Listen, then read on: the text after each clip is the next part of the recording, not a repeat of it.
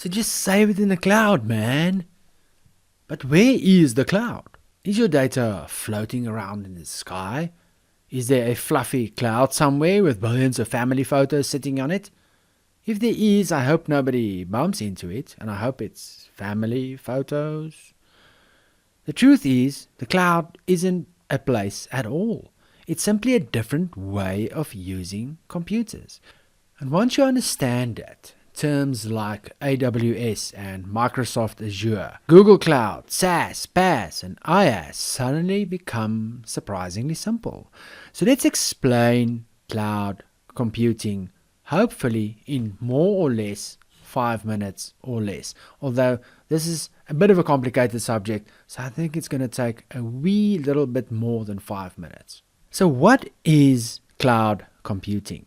Let's start with the biggest misconception. People often imagine the cloud as some magical place on the internet. It isn't. Imagine your laptop. It stores your files, runs your programs, and does all the computing itself. Now imagine another computer doing all of that work instead. Not one computer, but thousands of them. Actually, sometimes hundreds of thousands. That's cloud computing.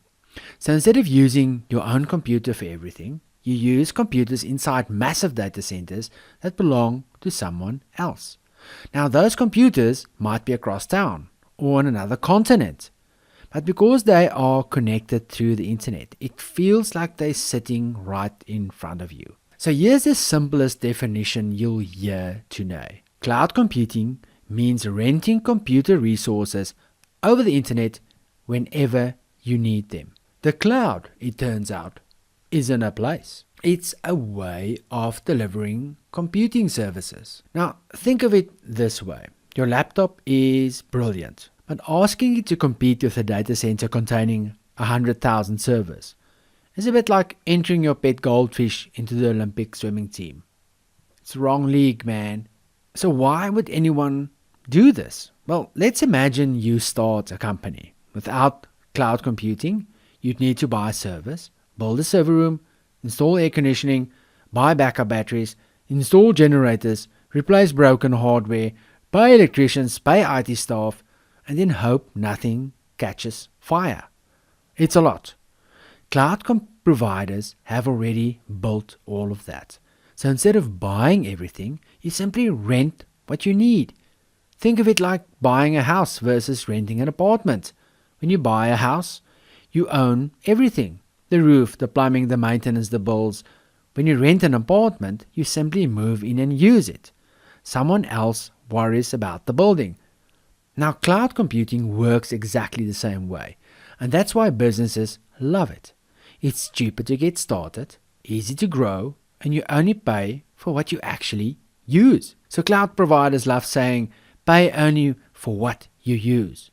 It's one of the few times in life where using less actually saves you money. Imagine if supermarkets work like that. So what exactly can you rent? Quite a lot, it turns out. You can rent servers to run applications. You can rent storage to save files. And you can rent databases to organize information. You can rent networking to connect everything together. Or you can simply rent software that's already built. Different people need different things. So which is why cloud providers offer different levels of service. And yes, this is where the famous acronyms arrive. Don't panic. Nobody remembers them the first time. I certainly didn't. So let's dive right into these acronyms. The easiest is called Software as a Service, or SaaS. Now the software already exists. You simply open it and start working. Examples include Gmail and Google Drive, Microsoft 365, Salesforce. You don't install servers, you don't update hardware, you just use the application. Next comes Platform as a Service, or PaaS. Now this is mainly for software developers. They write code, upload it, and the cloud platform handles the complicated infrastructure underneath.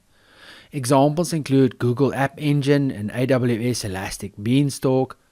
And finally, there's Infrastructure as a Service, or IaaS.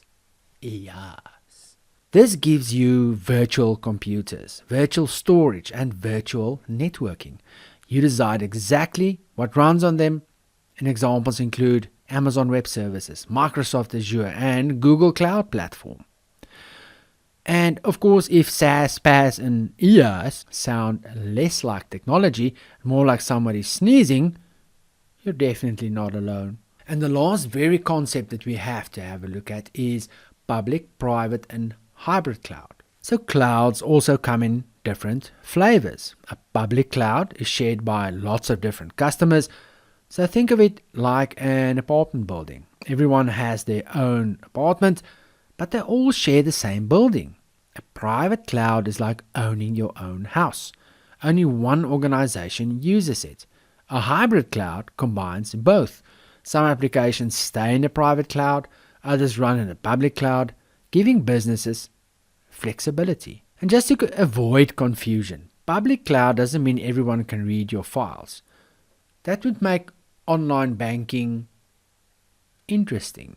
So whether you realize it or not, you probably use cloud computing dozens of times every single day. Every Gmail message, every Google search, every Netflix movie, every Microsoft Teams meeting, every online backup, every Spotify playlist, every AI conversation, every photo you save online. Every one of them depends on cloud computing.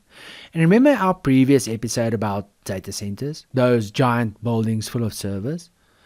They are the physical foundation of the cloud.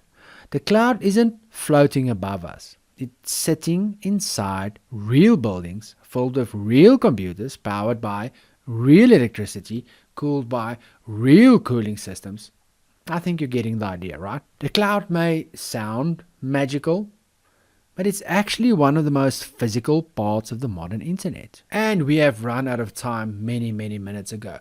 So I'm going to stop this video there. Please like and subscribe, and look out for the free download in the description. And please, if you'd like, comment and tell me what you thought the cloud was, and if this video actually helped to explain to you what the cloud actually really is. Thanks for watching, and I will see you in the next video in the series.